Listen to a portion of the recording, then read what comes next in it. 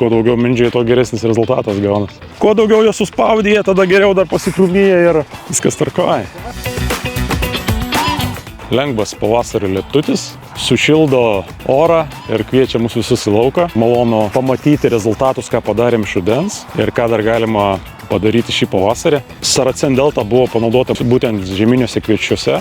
Galim drąsiai sakyti, kad tai yra atostogų herbicidas, nes iš tikrųjų ūkininkas gali atsipalaiduoti tiek iš rudens, tiek ir ankstyvą pavasarį, nebūtina skubėti su naujais herbicidais, nes piktžolių kontrolė tikrai puikiai, galit patys pastebėti tarpueiliuose. Piktžolės sukontroliuotas labai gražiai ir nereikia skubėti ir galim atlikti pavasarinius tręšimus azotu. Matom, kaip veikia piktžolės netgi ir ankstyvą pavasarį. Centrinė dalis išgeltusi, veikiama, tokia piktžolė kaip našlaitė dirvinė. Šone radau, kuri buvo neužprūkšta.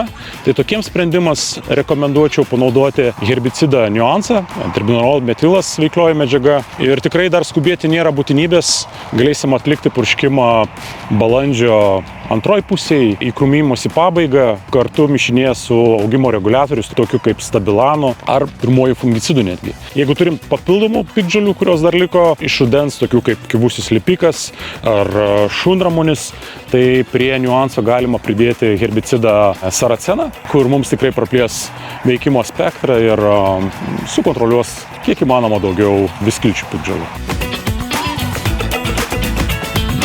Kaip matot, turim įrengę jau gaudyklę lauke ir iš tikrųjų galiu pasidalinti, kad dar vabaliukai neatsibudo.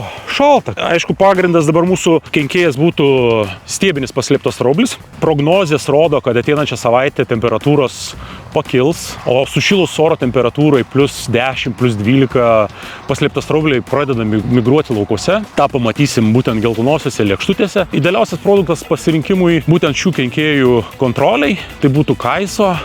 Ir Kaiso unikalus produktas tuo, kad tai mes turim 3 kartos piretroidą. Ką tas reiškia, tai yra naujausia molekulė, kuri yra stabili ultravioletiniams spinduliams, krituliams. Tai reiškia, maksimaliai geriausią efektą galima gauti iš būtent panaudojus šį insekticidą, kuris to lygiai pasiskirsto ant lapo paviršiaus, yra padengimas. Kenkėją mes sukontroliuojam užpurškus tiesiogiai ant jo, arba kai jis pasimaitina būtent lapu.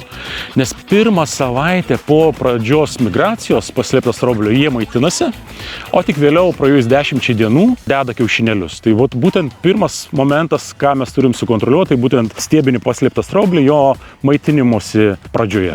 Tarp kitko, sulaukiu nemažai skambučių ir iš ūkininkų, iš agronomų konsultantų, ar jau būtų pats laikas pradėti purškimą su herbicidais ir būtent apie herbicidą Fusilat Forte, tai naikinant javų pabiras rapsų pasėliuose. Matant, kaip ganėtinai vangiai dar atsigauna ir patys kultūriniai augalai, tikrai rekomenduočiau dar palaukti.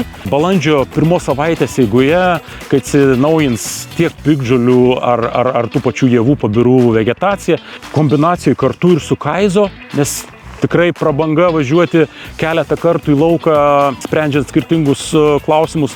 Tai Fusilat Forte kartu su Kaizo tikrai puikus sprendimas. Sukontroliuosim ir vienskiltės piktžolės ir būtent kenkėjų klausimą. Taipogi nepamirštant ir primenant apie Fusilat Forte būtent švelnumą ar selektyvumą, tikrai rekomenduojam Fusilat Forte ne tik su insekticidų naudoti mišiniuose, bet galima tiek su augimo reguliatoriais, stiebų augimo pradžioje su oriusu, kaip pavyzdžiui, taip, nes kuris turi ir fungicidinę, ir augimo reguliavimo savybės, bet taipogi iš tyrimo duomenų puikiai tinka Fusilat Forte ir su kitais herbicidais mišiniuose.